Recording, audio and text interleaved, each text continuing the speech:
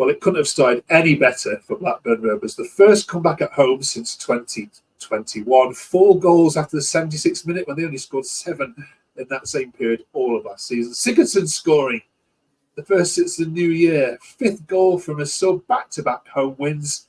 And now Burnley are in disarray. And we look forward now to previewing that game on Where Rovers Walk. Welcome to the happiest, most entertaining Blackburn review channel on the whole of the internet. It's Where Rovers Walk.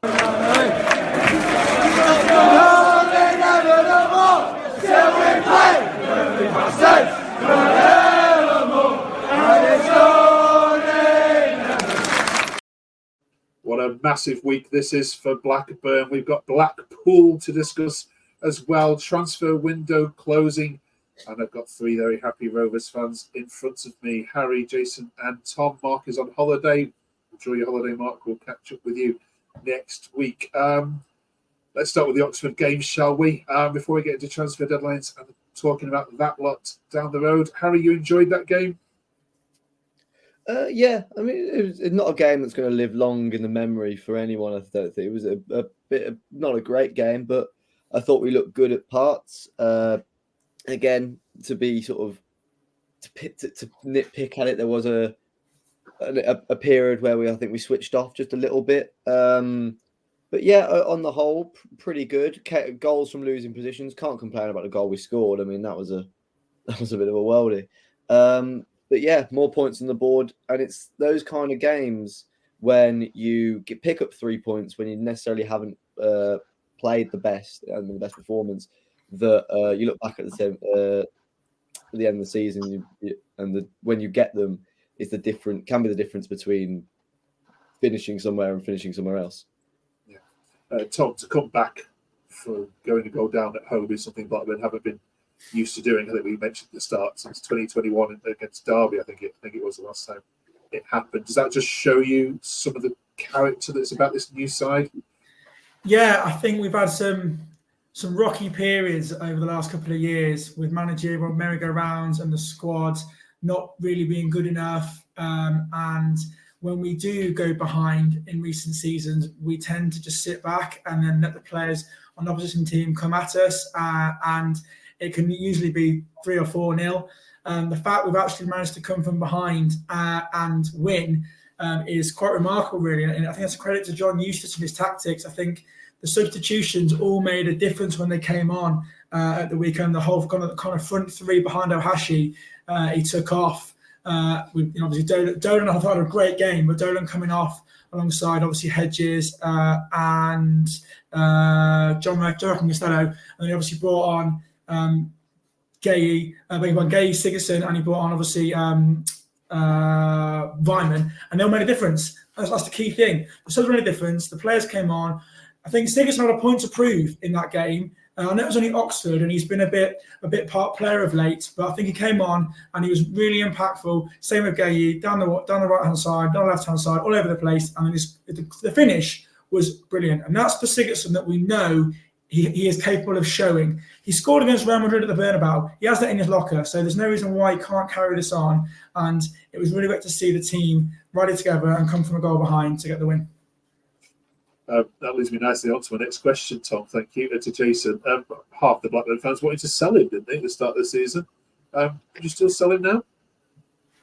No, in my opinion, I think he can make that left spot his own. I prefer him to Edges. I think people are saying he has it in his locker to replace Smolix. Well, I'm going back to Brereton Diaz. I think he plays similar. He loves to cut in. Like the goal he scored against Oxford, that was Brereton Diaz all over, the goals he used to score. Edges is just too inconsistent for me, so I think Sigurdsson's got a great chance. He's had a great start to see every game he's played a part in. He's looked all right. I expect him to start tomorrow. That should give him a good shout for Burnley at the weekend, I think. But no, I think in another few games, I think he'll be our number choice on the left side, number 1 choice, I think.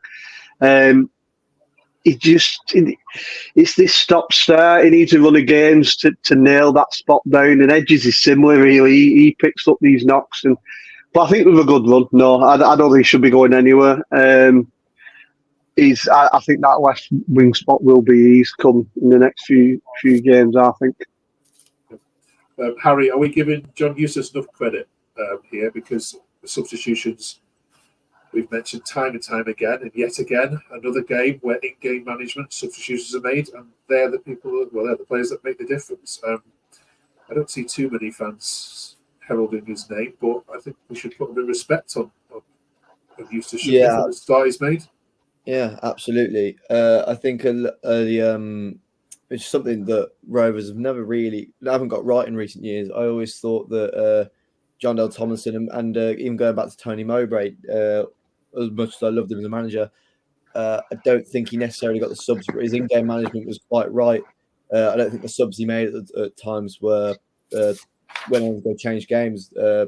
Clearly, Eustace knows his squad, knows when he wants to use certain players, knows when it's right to use Sigurdsson or when it's right to use Gay or when it's right to use a Hashi. He knows how to get the best out of these players, and the minute is shown his game management is a really intelligent manager and someone who doesn't get as much credit as he deserves, not just from Rovers fans, but as a general from the general public as a manager. He's been reading the games really well and sort of identifying this doesn't work. These are the changes we need to make, and he's more than happy to make a change after 50 minutes like he did at the weekend.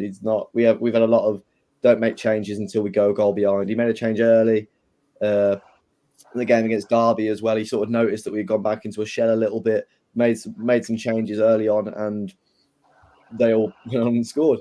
So yeah, I think he really deserves a lot of credit for the changes he's made. Shows that he's a really bright manager and probably more intelligent than a lot of people give him credit for. Before we get talking about the next game, Burnley, and bringing our Burnley fan, let's have a look at some of the social media takes from that game against Oxford.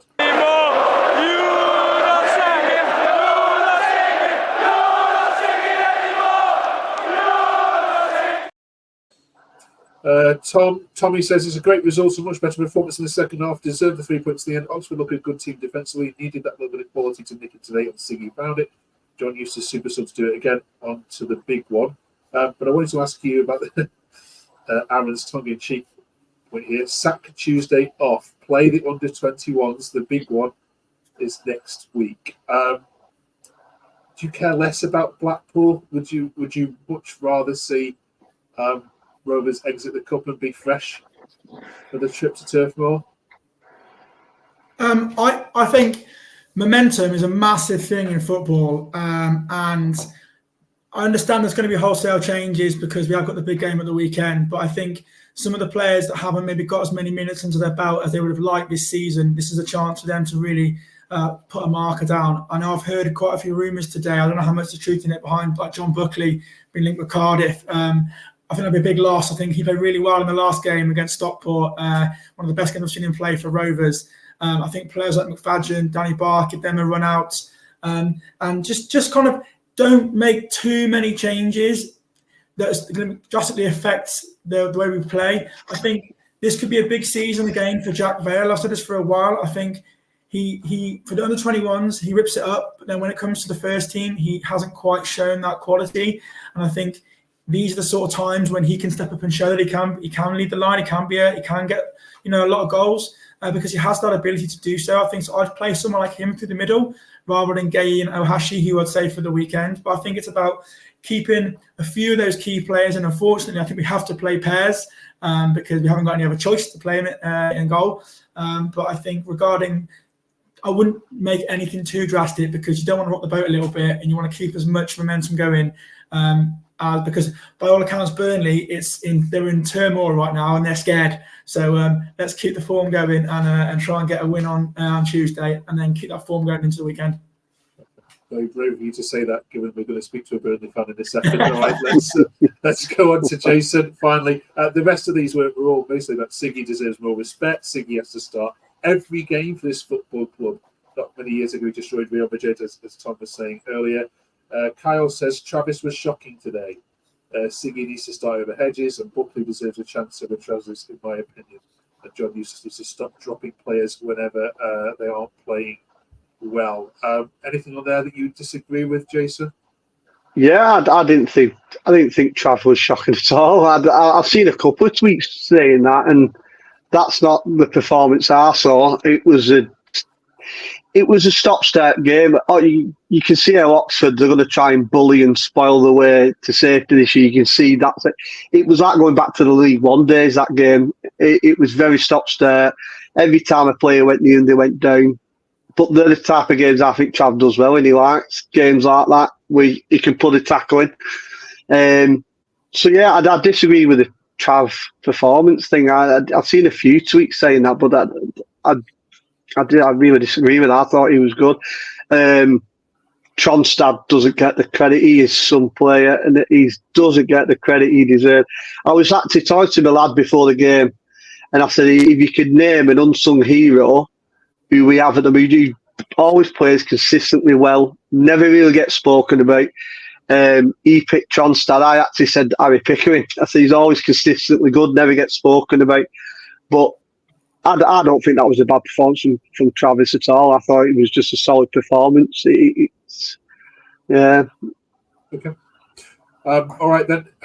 It's the fixture that all Blackburn fans looked for first when the fixtures came out. It's here in week 4. I sometimes think early derbies ruin it a little bit, but I'll tell you what, no one's going to be watching Coventry versus Norwich this Saturday at 12:30. No one's going to be watching Cardiff versus Middlesbrough. There's only one game that's going to be watched this Saturday, and it's a feisty one. Let's get our Burnley fun in.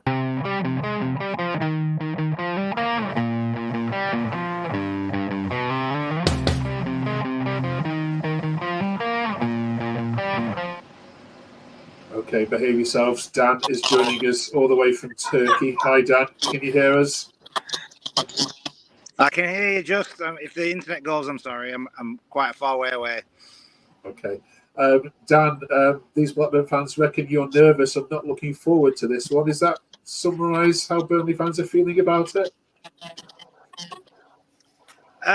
Sadly, yeah, it seems to be. I think a lot of Burnley fans are a bit more nervous than they were 2 weeks ago. I mean, it's not been that long since we won the league at Ewood. I just want to put that in early doors. I knew that was always going to get mentioned, wasn't it, at some point? But yeah, I think to be perfectly honest, all rivalries and blind loyalty aside, I think genuinely, I bet Burnley fans are panicking about this one. I think this could be the one that ends the streak. I'd take a draw, but I hope we flatten you. Okay. Tom, Blackburn have lost the last 6 of these. Yeah. You don't need reminding of that.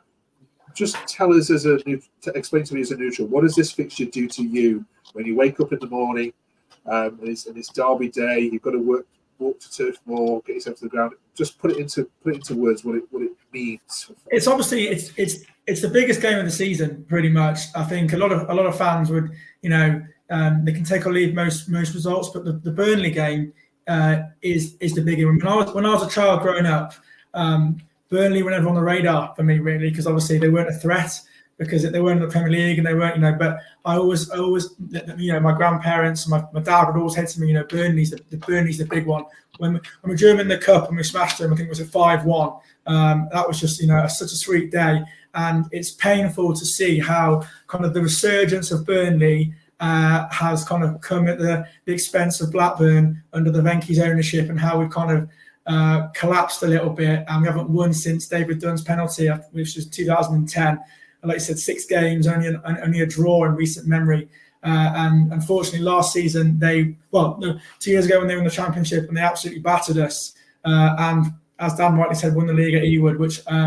But the tide has changed now, and I can't see that happening again. There's a lot of unrest at Burnley right now. I know they won their first couple of games comfortably, but the Sunderland results, I think, was a turning point. They've not got many first team players in at the moment. There's obviously this leaked WhatsApp group that's come out at the moment with Burnley. And I've seen on Twitter a lot of the fans are not happy with what's happening.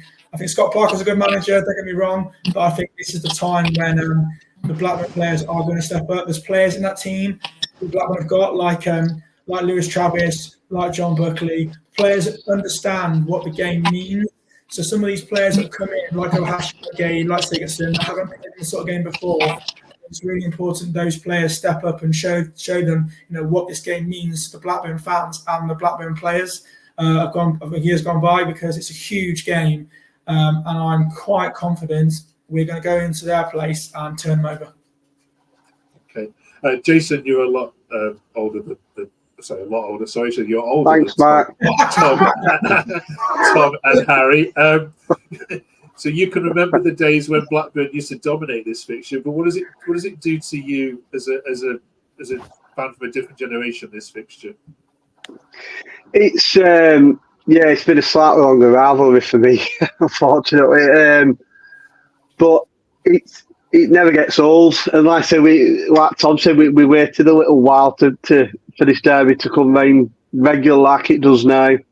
But I think this weekend's probably the best time to play him in a long time. It's strange how Burnley's situation seems to have changed so quickly after the start they had. I was fearing this game, to be honest, and then looking at the results at the weekend, the changes with the squad, the change in the mood with the fans online, it's been massive in the space of a week. And suddenly, I'm with Tom, I think we'll win. I do. But as a fan, it never gets old. The excitement, as I get older, I realise I've not got that many left. It probably gets more exciting. But yeah, no, it's such a great fixture, doesn't it? And like Dan said, rivalry aside, it's these derbies are what football are about. Dan, from a Burnley perspective, how does it feel when Blackburn are in town? Is it something you'd sell your grandma for 3 points for? Sorry, I didn't quite catch that. Say that again. I said, from a Burnley fan perspective, how does it feel when Blackburn are in town?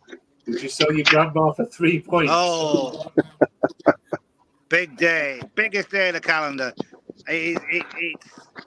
Honestly, if you're a Burnley fan, if you go on the turf, if you're an armchair fan, when they come down, it's the biggest fixture. You can say, when you play Man United, City, because we've played them recently. I know they haven't, but when you play them, it's all well and good seeing all these superstars, but when you've got them down the road, they're only about 6-7 miles down the road. It's the biggest game. It's the one you look for. I was saying earlier, we're on holiday in Turkey. We booked it short because we're coming back because we've season tickets and we're not missing it. That's how big it is. It's the biggest game.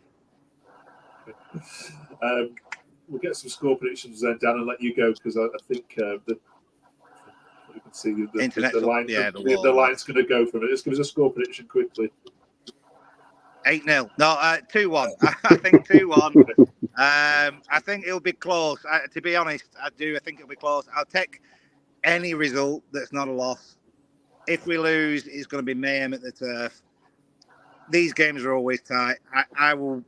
The odd goal's going to nick it. I will hope for 2-1, and about 3 of them get sent off. Right. Cheers, Dan, for joining us. Enjoy the rest of your holiday. Thanks very much. Sorry about this. Cheers, Dan. All right. Hey, Dan. Harry, I'm just going to share with you my concern for the game this Saturday. Something we spoke about last year. When John Eustace goes into games like this, sometimes he sets you up not to lose. You think about the Leicester away game last season and others. Apart from Sheffield Wednesday at home, he can be a bit of a game spoiler at times, and for the right reasons. And I worry for this weekend that the spectacle of it will be soured by a Blackburn side that will be set up not to lose, first of all. Can you encourage me as a neutral that this is what you've seen, a different approach that Eustace is going to take, and that actually we're going to get a good game? Or are we going to see a 0-0?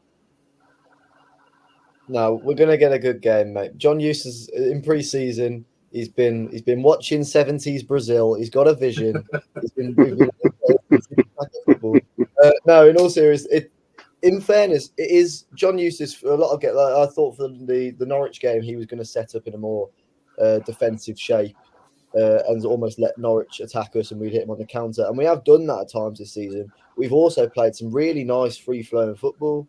So I think there's a real opportunity. It will be a good game. Of course, when there's a derby, if it gets a little bit feisty, that can make the game a bit stop-start. I think if the game gets broken up, of course, it can become a bit difficult to play in that atmosphere. I'm confident that I think you've got two decent footballing sides there, as much as I hate to admit it for them not down the road. And I do think that we'll put on a good game.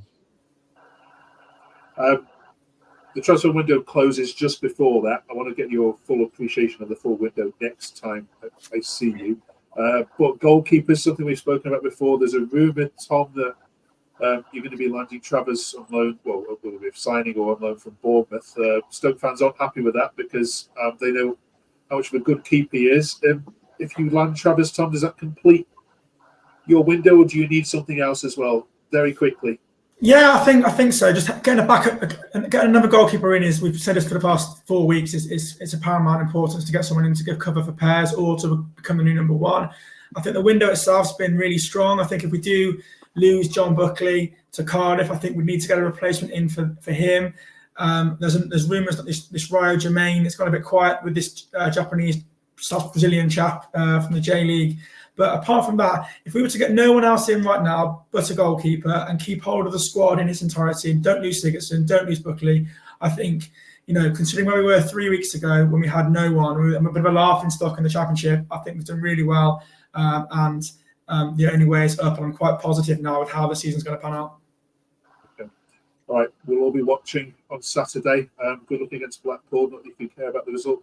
Good luck against Burnley, and we'll review it all on Where Rovers Walk next week. If you haven't yet subscribed, please do so. It's the fastest, most compact, I'd like to say most entertaining Rovers chat there is on the internet going. Give us a like, follow all these guys on Twitter if you don't do already, and we'll review it all with you next week. Enjoy the game, behave yourselves if you can. We'll see you next week.